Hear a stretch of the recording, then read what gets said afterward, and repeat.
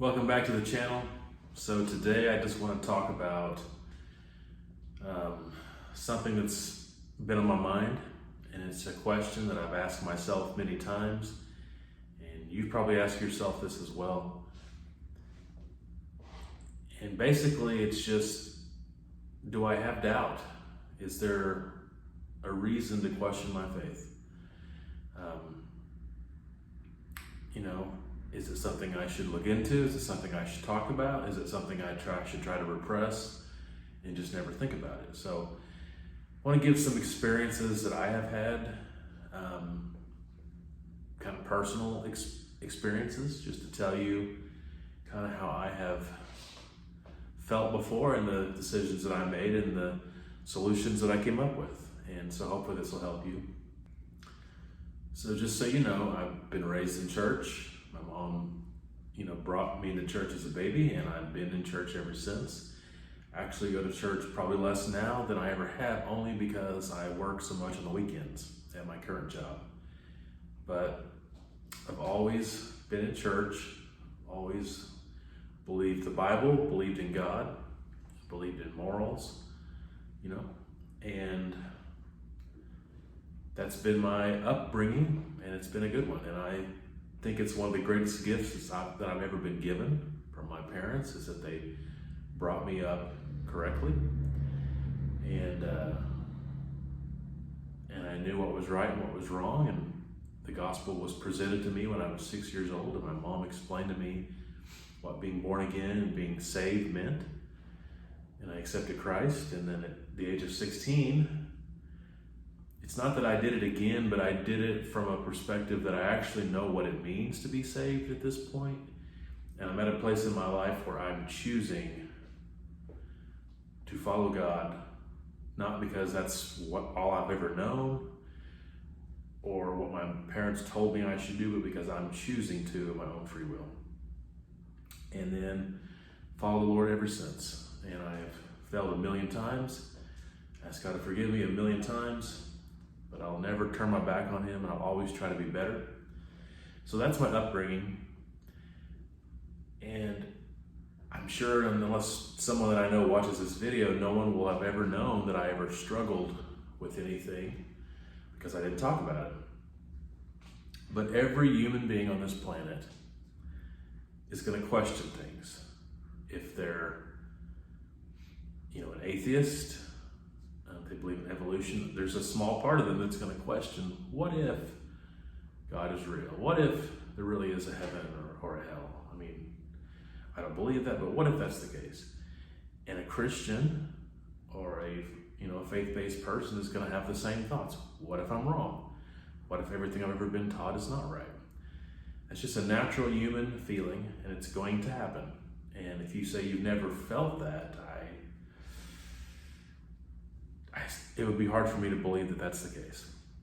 Now, some people just believe so easily, so freely, and they don't even want to question it, and it just seems so obvious, and end of story. I believe, end of story, and that's cool. But I think most people need to confront the feelings that they have.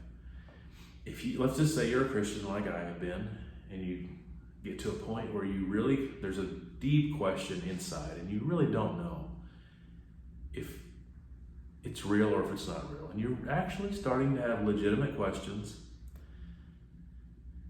And first of all, there's nothing wrong with that. It's not that there's something evil in you, there's not some wickedness. It's a normal thing for a person to question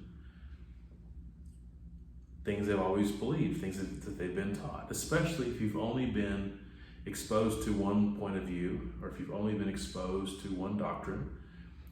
There's a part of you that wonders, if you had more information, would you change your mind? So it's just a very natural thing, nothing wrong with it.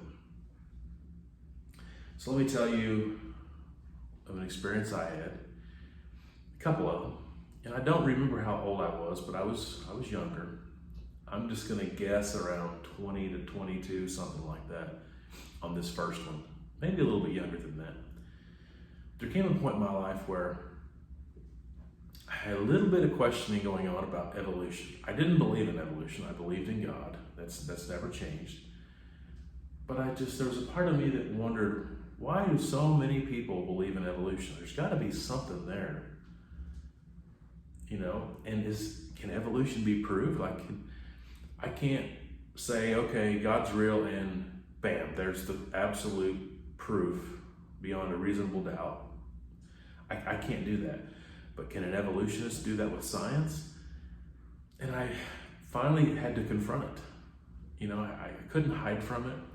It was deep inside me. It was there. And the longer I just let it rest, the more it aggravated me. And the more I had to confront that issue. So one day I went to the library, my local town, and I decided, you know what, I'm just going to check out or read or whatever the case. I think I just read it there in the library, Darwin's Theory of Evolution. That's not what it's called, but at the moment when my mind is blank. But I read his original book that he had created. I didn't read it word for word. I kind of skimmed through it. But some things that I read kind of shocked me because they kind of made sense. There was some logic to them. So the first thing that I read that startled me a little bit was that Charles Darwin, was raised as a Christian, and he had plans on becoming a pastor or a minister of some kind. And he was going to go to school for that. That was going to be his career. And so that kind of startled me because I thought, oh, this is a guy that had no intention of going the path he went, yet the facts, as he saw them, his observations, made him go in that direction. That kind of scared me. I thought, oh boy, that's not good. I continued to read, and then I read about his, he was a naturalist, I think is what they called it, but basically he was on a cruise, and they went to the Galapagos Islands, and he was a young man, and he just was observing things, and writing stuff down. And he made an observation about finches. How there was, it's been a long time since I read this, so I could be getting some things wrong here. And if I am, I'm sorry. But I think I'm getting the big points correct. But I believe there was 6 species of finches on the Galapagos Islands. And he made the statement, or the observation, that is it more reasonable to say that when God created all the animals of the world, that he created 6 species of finches, or possibly more, or that he created one finch, and as time has went on, that one finch evolved into several different species? And in all honesty, that shook me to my core, and I thought, I just can't imagine that God created every dog that we see today, and God created every little species of finch, and every fish that's real similar but are in the same family but a different species. He created every single one. That doesn't seem legit to me. And in all honesty, I was kind of shocked because that made complete sense and it was logical. And I thought, oh no, what's happening to me? What's happening? And I continued to read, and I read about the survival of the fittest theory he had, that if you have a group of a bunch of animals in one group, one species, one family, whatever it is, and one of them somehow had a mutation that gives them some benefit, and then that mutant, their offspring, also has that gene that carries with them, but that thing that was beneficial to them would make them more capable of surviving. And over long periods of time, because of the benefit of the mutation, they would be able to, get food quicker, just be more able to survive. And over time, the ones that didn't have that mutation would all die out, and the ones that did have the mutation would go on and survive.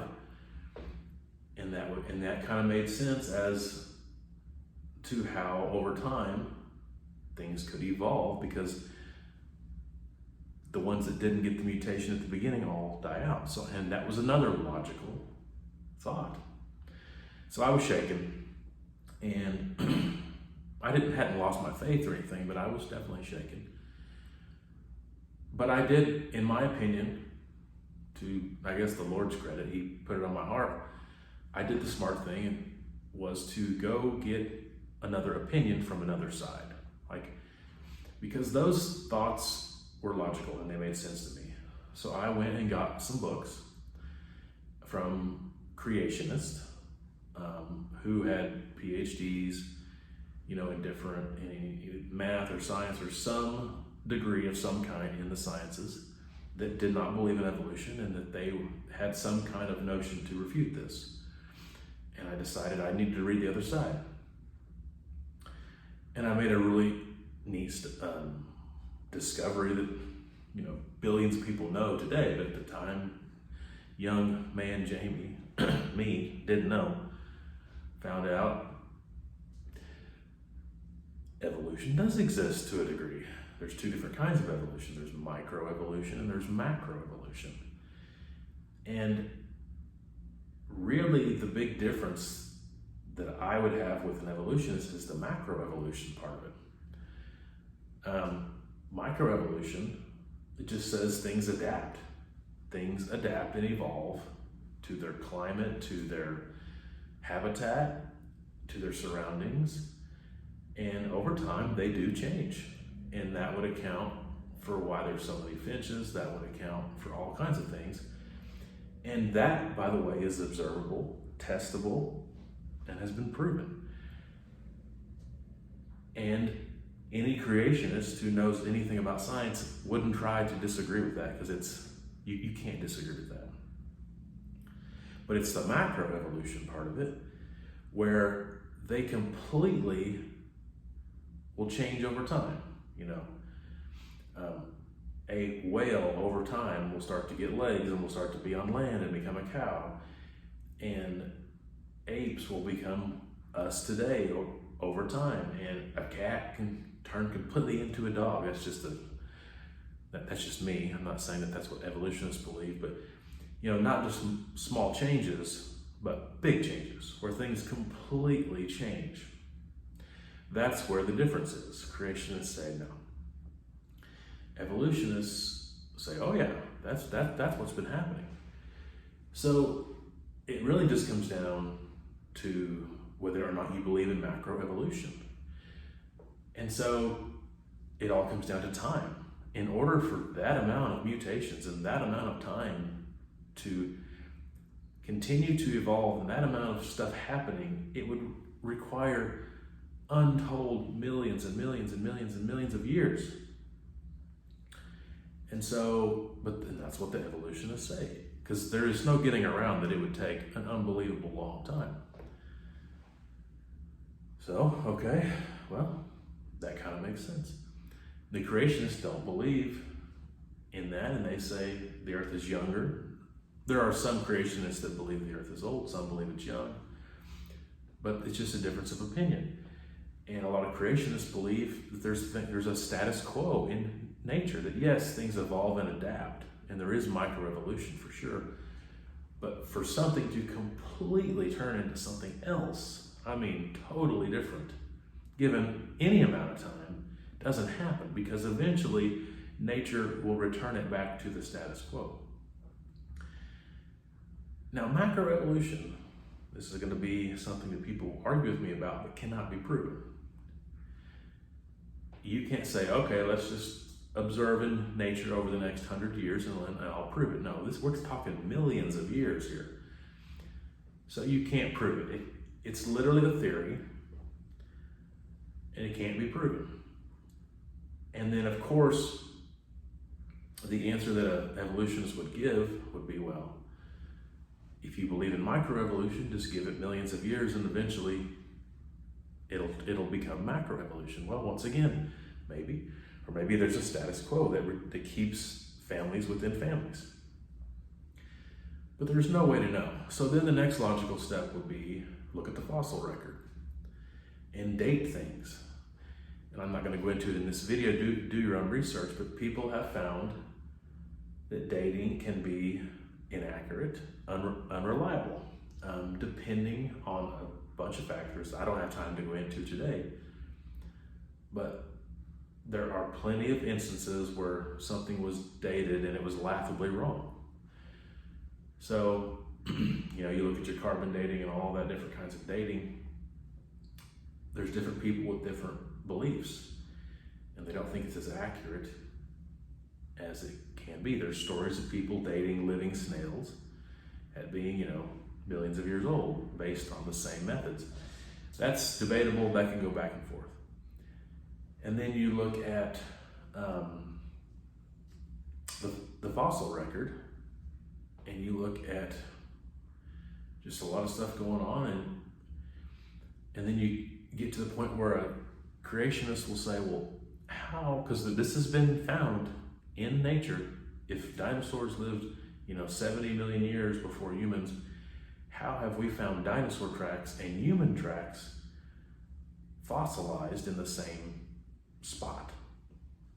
How is that possible? So then it makes your mind wonder. And then things that have been observed, like the Mount St. Helens eruption, where you notice that layers of coal and layers of different things have formed rapidly in all these multiple sedimentary levels, that supposedly each level was 10,000 years or a million years. We've observed it in nature rapidly occurring. We found not living, they were fossilized, but at one time a living tree had grown through multiple layers of coal and had fossilized. And at first glance, scientists would have said that those layers of coal were created over X amount of time, and then they find a tree growing through all the layers, And then people talk about so many things on the earth, and how at one time the land mass of the earth was all one big piece of land, and something happened and it broke into other continents. And that's probably true, and that kind of would be explained by the flood. If you read the flood, the fountains of the deep broke open, and just the flood and the stories in the Bible could explain a lot of things. It's just a theory, though. And the more I looked into this, the more I realized there's facts on both sides. There is substantiating evidence on both sides that could make a person's case on either side. I could debate both sides. It really comes down to this. What do you want to believe? What do you want to believe? That's really what it comes down to. Actually, I'm getting ahead of myself. I wanted to say one more thing about the fossil record. They started to notice there was giant gaps in the fossil record, and how would those gaps have been presented? And then I think it was Stephen Hawking. If this is in the video, it was. If not, I edited it out later because I was wrong, but I believe it was Stephen Hawking that had the idea of a little bit quicker evolution than what Darwin thought, where things will actually in short periods or in periods of time move quicker, and evolution happen much faster than what we had previously thought, which would explain the gaps in the fossil record. And there's different ways to look at that. You could say, well, he's just looking at the gaps in the fossil record and he's coming up with a logical explanation. Okay. Also, you're looking at things that disprove what you've believed in your theories, and so your new theory is based on an absence of evidence, not evidence, an absence of evidence. And I could go on and on and on, but I just really researched all this stuff. And I finally just come to the conclusion, it's faith, either way you look at it. If you believe in God, like I do, and you believe the Bible is correct, that's what I want to believe. Let's just be clear. I don't want to believe something else. I want to believe that. And that's what I've been taught, and that's how I was raised, and all those factors make me lean toward believing it because it's what I've been told and it's what I want to believe. Okay? And then I can go find evidence to support that. I can get essays and papers and articles from legit PhD scientists that are creationists that have done research and I could bring you evidence. If you do not want to believe in God, you want to believe in evolution, probably because you don't want to believe in eternal punishment, or you don't want to believe that anything, in morals or sinfulness, and you want to believe you can live however you want and there's no penalty. That's probably why you want to believe that. But if you want to believe in evolution, or that's just what you've always been told, or a combination of both, that could lead you down the same path of, this is how I was raised and this is what I want to believe. And now I'm going to go find evidence to support that. And there is evidence that could support it. But unlike Macroevolution, it's not provable. It's a theory. But what's happened in the world is the vast majority of people have decided they don't want to believe. The vast majority of people who say that they're scientists have decided we don't want to believe in God. And so this is what we're going with. And then here's the evidence that we've discovered. And there's nothing wrong with that, as long as you understand that it's still a leap of faith. That's where they would have a big difference, is they say, oh, no, there's no leap of faith. We're just going by the science. And what you believe as a Christian is a leap of faith. There's a leap of faith either way. There can be evidence to substantiate your view either way. But it can't be 100% proven. You weren't around when God created the universe or when the Big Bang happened. You haven't existed for 200 million years and was able to observe evolution happening. You can only go on the evidence. But you're still going to have some faith. There is no way to be 100% convinced that you're right. Our pathetic, puny minds can only grasp so little. And you compare what we have in our brain compared to the amount of evidence, the amount of knowledge that's in the entire world, and how much of that knowledge do you think we truly understand? A microscopic amount. So you can't say that we know for sure anything.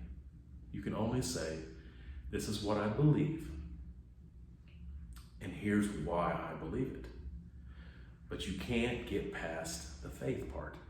Now, as a Christian, I'm not pretending that that it's not by faith. The Bible makes it very clear it's all about faith. I believe in God without any shadow of a doubt, and in another video I can go over all the reasons why that I do. And I can also present to you evidence that would support that belief, that there is a God and that He created the earth and the universe. But I can never prove it to you, okay? I can't do that. It has to be faith. But the thing you have to realize is the atheist, the evolutionist, the agnostic, anyone who believes the opposite is also going on a lot of faith and a lot of trust. And they have evidence to substantiate what they believe. But it really comes down to what you believe. Now, there's a lot of people out there who are truthful. I'm an agnostic. I'm not saying I don't believe in God, but I'm not saying I do either. I'm just searching for the answer. And I just let the evidence speak for me. And I just go with what I see and what I learn about and research. I can respect that view. I really can. Because they're not being presumptive and assuming things. They're just looking for evidence. But through my research, I realized the evidence can say whatever you want it to say, but there's going to be some faith involved. So I know that was a little bit of a long talk on there, but anyway, that sufficed me for the time being.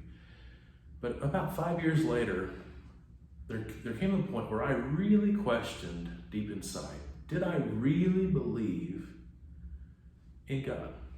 And the heaven and hell and the Bible was all real. Did I really believe it?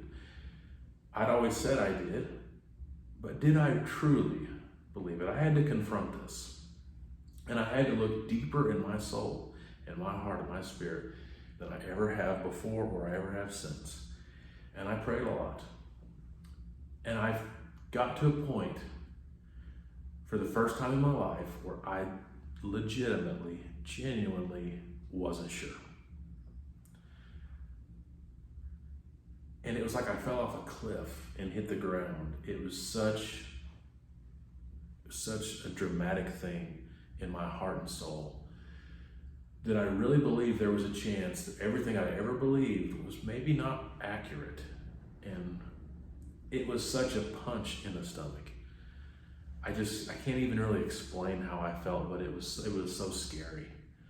And I thought, I'm not really sure that I do believe this. I don't really know. And I remember just literally having to leave and go drive around, and I was crying. I'll just be honest with you. I'm just gonna be straight with you. I'm not a crier. I broke my wrist in multiple places one time. It was swollen like a softball. I never cried. I never even talked any differently than I'm talking to you now, all the way through. I never showed any emotion whatsoever. I'm not a crier. But when that hit me like that, I was bawling and I was praying and I was literally trying to realize what I really believed. And the answer didn't come to me just in a day or two. It probably took a week. Of course, when I was around people, I soaked up the tears, I didn't talk about it, and I pretended like there was nothing going on. But there was a legitimate problem inside. And I finally, and I don't know how to explain it, but it was just like I kept going deeper. I kept, digging, drilling deeper and deeper and deeper until I finally got to the very essence of my being. This probably sounds crazy. I don't know how to explain it. And I finally realized I do believe. I do. And I don't know how to explain it other than that. I don't know why I was having such trouble knowing that, but I had to know for sure, not just tell everyone else and tell myself something. I had to know if it was true, if I really believed it. And I found out that I did. And it was such a burden off my shoulders when I really knew deep down I did believe it. I really did. And I felt so much better. And then a thought crossed my mind after I knew I truly believed, and the thought was, if I go through life believing what I believe, I think my life's going to be better than most people as far as having peace inside and joy inside. And if I die and I was totally wrong, 100% wrong, God doesn't exist, there's no heaven, there's no hell, the Bible was never right, it was all wrong, I'll never know.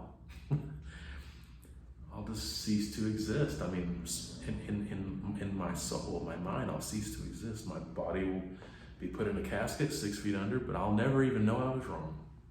But my life will have been better for what I lived, for the way I lived and the way I felt and believed.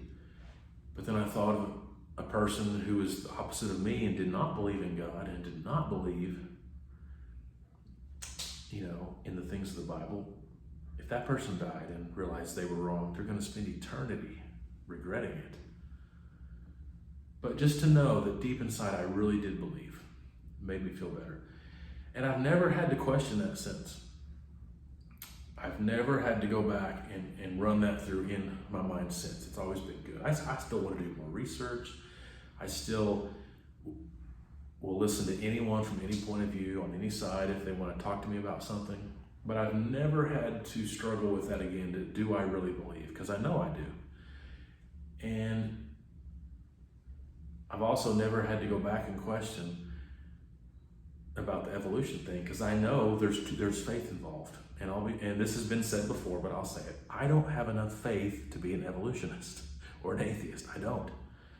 It's easier for me to believe complexity of our life, the complexity of my own human brain, the complexity of all the world and all the stars was created by an intelligent designer. That's way easier for me to believe than by a series of nothing becoming something and chance after chance after chance after chance, and then billions of years. That seems pretty hard to believe. So this video is over 30 minutes long, but I just wanted to talk about that. If you're having questions, don't feel bad.